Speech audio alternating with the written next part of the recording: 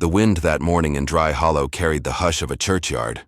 Low, careful, like it was afraid to disturb the dust that had settled overnight. The streets were still, save for the creak of a weather-worn sign outside the auction barn, swaying with a groan that matched the bones of the town itself. He stood just past the fence line, boots planted in ground that hadn't felt soft in years. A man weathered not just by work, but by silence. The kind of silence that builds walls, around a heart rather than inside a house. His hat shadowed most of his face, but the hard line of his jaw, the eyes dulled by loss, they told a story few dared ask about. The auctioneer's voice was already rasping through the air like a saw on dry timber. Lot after lot, souls and things and pieces of labor being bartered like sacks of feed, mules with their ribs showing, rusted tools. A boy no older than 10, taken by a family with more mouths than bread. The rancher wasn't there to buy. He hadn't come for anything. That's what he told himself. Truth was, some days he walked into town just to feel a little less invisible. Then the laughter began. That sharp, ugly kind of laughter men wear when they need to feel taller. Next, lot 2 for the price of 1, strong little things. Don't eat much, don't talk much either, least not in English. From the shadows behind the rail post they were ushered out, 2 girls. No names were offered, just the facts, both 12 or thereabouts, born to a labor camp along the river. No family to claim them, no documents worth noting. They looked like they'd been dug out of ash, faces smudged, hair hacked uneven, shirts threadbare and too large in places, too tight in others. One girl stared straight ahead, her chin lifted like she dared someone to try her. The other looked down at the ground, not afraid, just somewhere else, like her mind had learned to hide when her body couldn't. No one bid. The auctioneer tried to sweeten it. 2 for 1, that's double the hands, boys. Come on now. More laughter, a whistle. A man called out something crude. Still, no. Hands raised. The rancher shifted his stance. His palms itched. He didn't want them. Not really. What would he do with 2 half-grown girls on a ranch barely standing upright? But then, something. The one with the lifted chin. She didn't flinch when the man grabbed her arm to spin her around for the crowd. Didn't yank away. She just let her eyes drift to the sky and held still. Not broken. Just beyond it. The other one blinked. Slow and steady, like she was counting something only she could see. He stepped forward before his head caught up with his boots. $1 silver, he said. The crowd hushed. The auctioneer squinted. Say again. You heard me. No one else countered. No one else wanted to. Not because of the price, but because of the burden. The hammer came down with a hollow thud. Sold. And just like that, he owned 2 lives. He didn't speak on the ride back. Neither did they. The wagon wheels turned over gravel and old regrets, and the sky kept on turning like it always did. By the time they reached the edge of his land, the sun was caught low in the trees, spilling gold over fences that leaned like tired men. The ranch wasn't much, a barn with a roof that needed patching, a house with paint peeled by wind, fences mended by wire and willpower. He pointed to the bunkhouse. It's clean. You'll sleep there. Chores start at first light. No protest, no nod, just 2 pairs of legs walking where he pointed. He watched them for a moment before heading toward the main house. But something tugged, so he paused, turned. They weren't settling in like girls, not looking for toys or warmth. They moved with the muscle memory of work. One was already inspecting the door latch. The other turned over a bucket to sit, not to rest, but to patch a hole in the sole of her shoe with a strip of old canvas. Later, as he sat on the porch sipping weak coffee, the lamp inside their bunkhouse flickered through the window. He saw them hunched together on the floor, sewing socks by hand, one muttering instructions, the other following carefully. They weren't being told what to do. They just didn't know how to stop. The stars blinked alive one by one, and the wind tugged at the edge of his coat. He couldn't remember the last time he'd seen a child just sit. Not work, not cower. Not beg, just sit. and for reasons he couldn't name, that struck him deeper than any prayer had in years. He didn't go inside for a long while. When he finally did, he passed a wooden carving on the porch rail.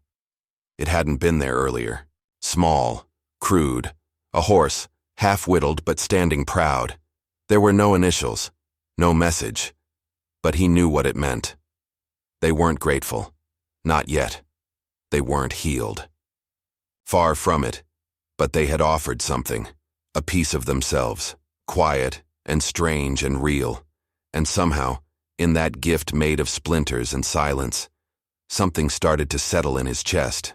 Not peace, not yet, but maybe, just maybe, a place where it could grow. The wind died down. The land hushed with it, and in the stillness that followed, the man who'd come to town with no plans found himself wondering, not what he'd taken in, but what had come to save him. The morning came soft as breath, silver light curling beneath the bunkhouse door, brushing over the quiet rise and fall of two small chests beneath patched blankets. Before the rooster stirred, before the wind had begun its daily talk through the dry cottonwoods, the girls were already up, not with chatter or laughter, not with the lazy hesitations of childhood. They moved like they were used to being watched, like someone had always been counting the minutes it took them to dress, to scrub, to earn their right to breathe. One girl rolled the sleeves of her too large shirt and began filling the water trough, her boots too stiff for comfort but laced tight with stubbornness. The other swept out the barn with a broom half her height, her back straight, the straw tickling, her ankles. They worked in rhythm, not speaking, but passing glances like smoke signals. A nod, a tilt of the head, a pause to catch breath together. He watched from the kitchen window, coffee cooling in his hand. There was no need to direct them. By the time he stepped outside, they'd already stacked kindling, gathered eggs, even left a bucket of fresh water by the porch steps. He hadn't expected this. He'd imagined reluctance, confusion, maybe defiance, but not this seamless slipping into place. It unsettled him, not because it was wrong, but because it meant something had shaped them this way. And nothing kind leaves a child that quiet. Atty, breakfast. They sat with their knees together, hands folded, waiting. He set bread and beans on the table and nodded. They ate sparingly, as though worried it might be taken away. When he passed a jar of honey across the wood, one girl touched it with both hands like it was glass. "You like sweet things?" he asked, voice low. She blinked. Then, after a long pause, dipped her finger in and touched it to her tongue. The tiniest smile flickered, not for him, not for show, but for the memory of something long buried. He didn't smile back. Just let it be. The days passed like slow rivers winding through dry land. They learned the horses' names before he told them. One of the girls, the bolder one, brushed down the gelding with such care it made the old beast close his eyes and sigh. The quieter girl spent afternoons gathering smooth stones from the creek bed, lining them in a pattern by the porch, circles within circles. He never asked why. She never offered. The ranch, once silent as a graveyard, began to change. Not loud, not sudden. But the dust lifted a little more often. The barn was swept without being told. The chickens clucked contentedly. Even the old dog, half blind and mostly deaf, began sleeping closer to the bunkhouse door. He found himself fixing things again. Not for the girls, not directly, but in quiet response to their presence. A hole in the bunkhouse roof, patched, without mention. The rusted hinges on the corral gate, replaced after one of them struggled to open it. One evening after supper, he found the bold girl sitting on the fence, legs swinging, watching the sky change colors. He didn't approach, didn't speak, just stood nearby breathing the same air. She pointed to the horizon where the light met the hills. "Looks like gold melting," she said, soft, unsure if it was allowed. He nodded. "Used to say that to my boy." She didn't ask about the boy. Just let the silence hold what didn't need saying. Another morning, he returned from the east pasture to find the girls knee-deep in suds, scrubbing the porch steps. They'd taken it upon themselves. No chore assigned, he said nothing. Just left a small jar of peppermint oil on their bunkhouse windowsill that night. They found it at dawn and left a drawing pinned to his barn wall, a rough sketch of the ranch, but with the fence straightened, the house whole, and smoke curling from the chimney like a welcome.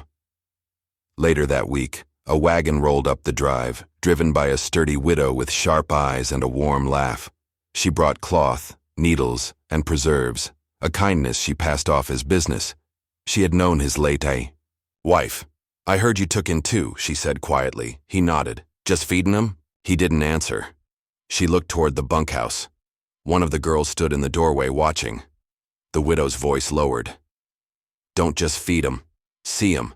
That's where healing starts." Then she was gone in a puff of dust and lilac perfume. That evening, the girls brought in wildflowers, small, scraggly things, and left them in a chipped mug on the kitchen table. When he found them, he didn't move them, didn't question them, just sat down and ate his stew beside them like they'd always been there. The bond was not spoken. It didn't need to be. They didn't call him anything but sir, and he didn't ask for more. But every day the space between them thinned, thread by thread, like a rope being knotted gently from both ends. The quiet girl began humming while she worked, just under her breath old songs with no words. The bolder one started telling the dog to sit, to stay, to roll, and when he obeyed, she laughed.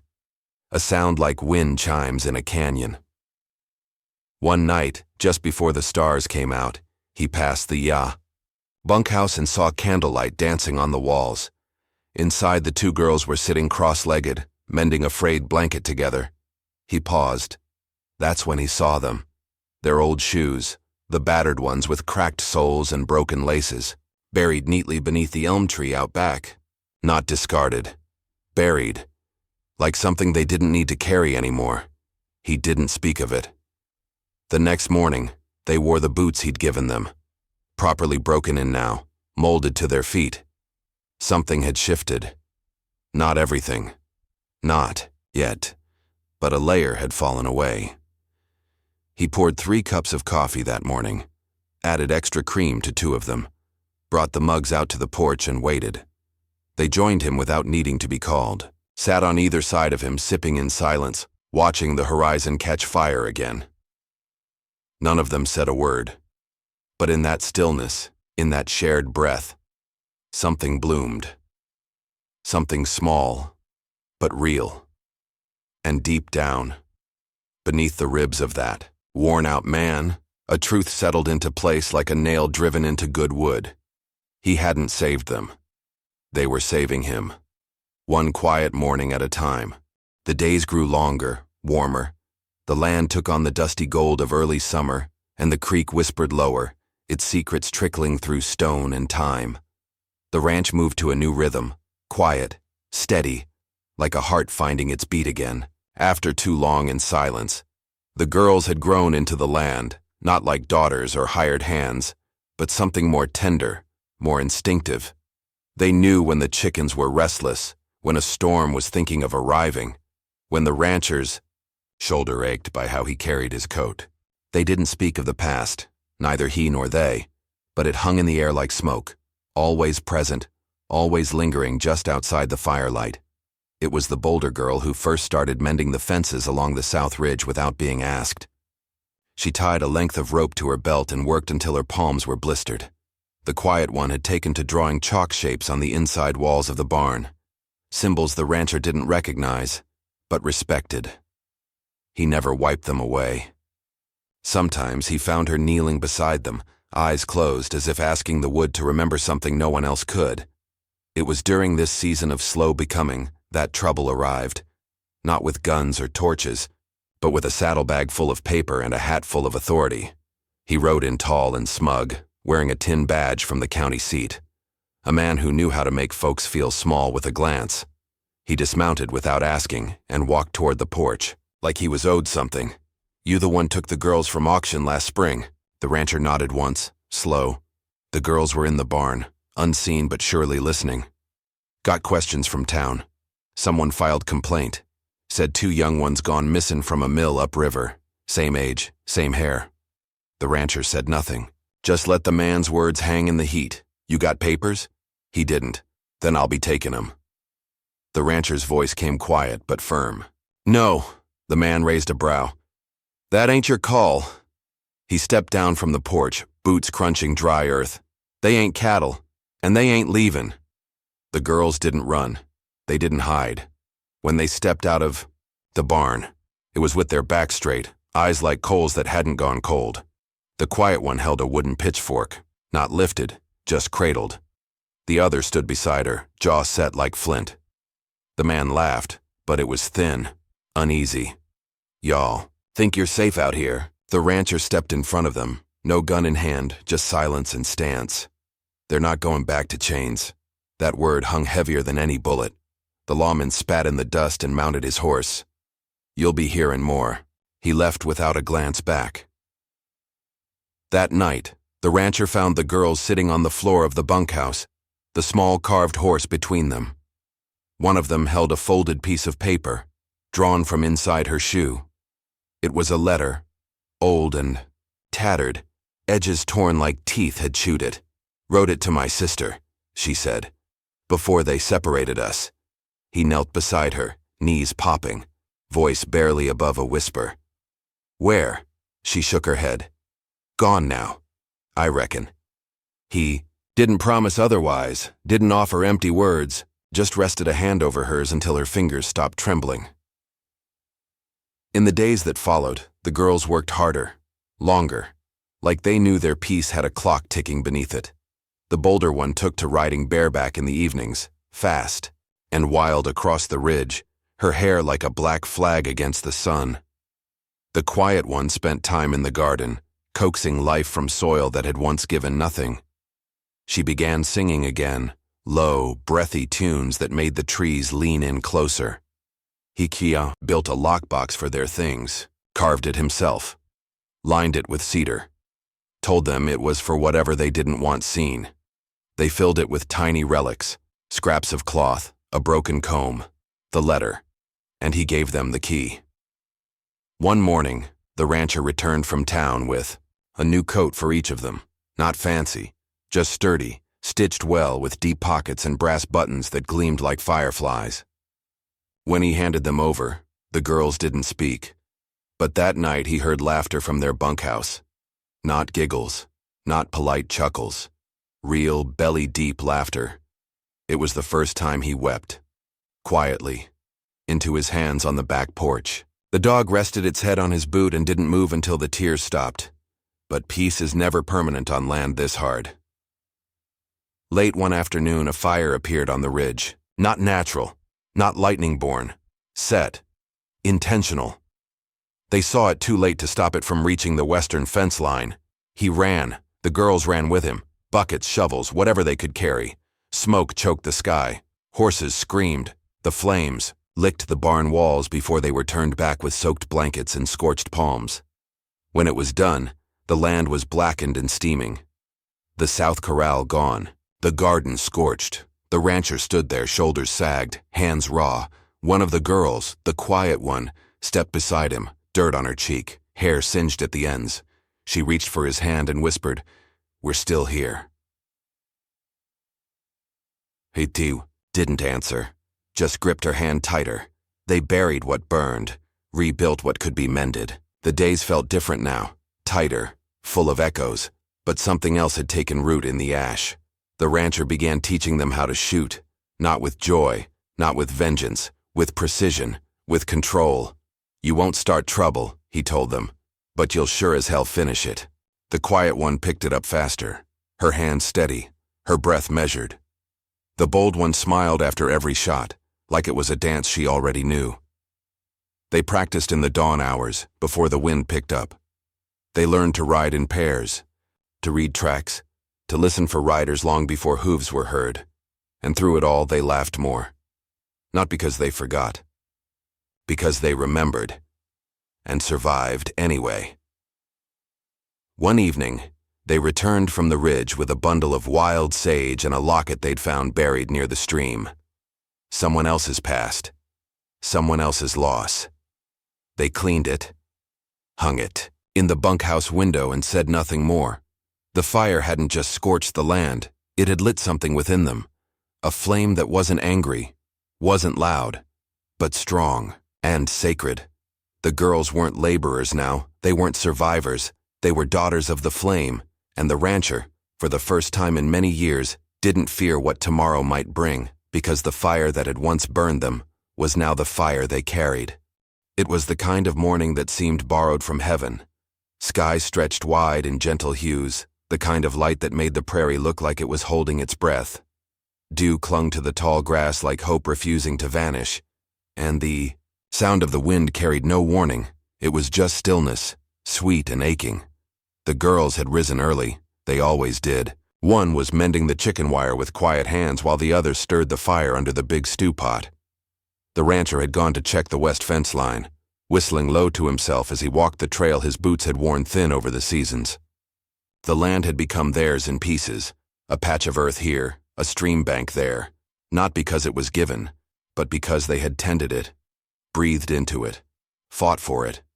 They didn't call it home out loud, but they didn't have to. It was stitched into everything they touched. The trouble didn't come on horseback this time. It came slow, like a fever you don't notice until your knees go weak. A single letter, folded in a brown envelope, dropped by the post rider who tipped his hat and didn't linger. The rancher opened it beneath the porch shade, read it once, then again slower. It was an order, terse and dry like the men who'd written it. Official. From up north. Claiming that the girls had been unlawfully taken, that they were to be surrendered within 3 days' ride, that if not, a retrieval party would be sent. He read it twice more before lighting it with a match and watching it curl to smoke between his calloused fingers. They saw the flicker from the bunkhouse window, knew it meant something, said nothing, but that night they didn't sing. The rancher sat long at the edge of the porch, staring at the horizon like it owed him an answer. He remembered the way they'd first arrived, eyes dimmed, shoulders drawn up like they didn't know how to take up space.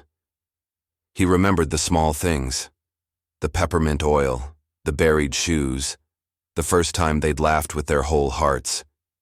He thought of his wife, long gone, of the boy he'd buried on a hill with no name, and he realized that what he had now, what had quietly grown under his roof, was not a debt or a duty. It was grace, a kind of second chance he'd never asked for but had been given anyway. Next morning he hitched the wagon, loaded it with supplies, just enough. The girls stood on the porch, watching. The quiet one finally spoke. "We leavin'?" He shook his head. "No, but we ain't waiting either." They understood. No one asked what the plan was. They just climbed aboard. The dog followed without command. They traveled south, through canyons and red rock, past the dry bed where wild horses once drank. He took them to a place only he knew, a cabin, half hidden in the timber, where the wind made music in the pines. It had belonged to his father. He'd left it untouched for years, but the roof still held, and the walls were strong. Here, he said they would wait, not like prey, like people who had made a choice. The days passed with the same quiet rhythms. They chopped wood, boiled coffee, spoke less but meant more. The air felt different, not heavy, but ready, like it knew something was coming. And then one evening, just as the sun began to slip behind the far ridges, they heard it. Hoofbeats. Not many, but enough. The rancher stood, rolled down his sleeves, checked the rifle once, not in anger, but certainty. The girls came to his side, not as burdens, not as children, but as something harder to name.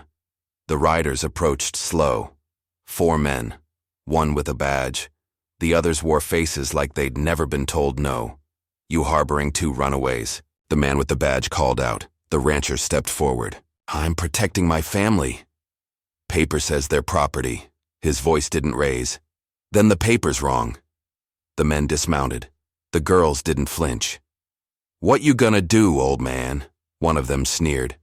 "Fight all of us?" "No," the rancher said. "We'll all stand." And they did. The quiet one held a pistol, arms steady. The bold one had her hand on the dog's back, steadying it, steadying herself. The air held a tension that cracked like ice. Then something shifted. One of the men, the youngest, looked at the girls. Really looked. Saw not thieves or fugitives. Saw the rope burn still faint on one wrist. The way the smaller one held. Her breath like she still feared she'd be struck for using her voice. He looked away, then turned. Climbed back on his horse.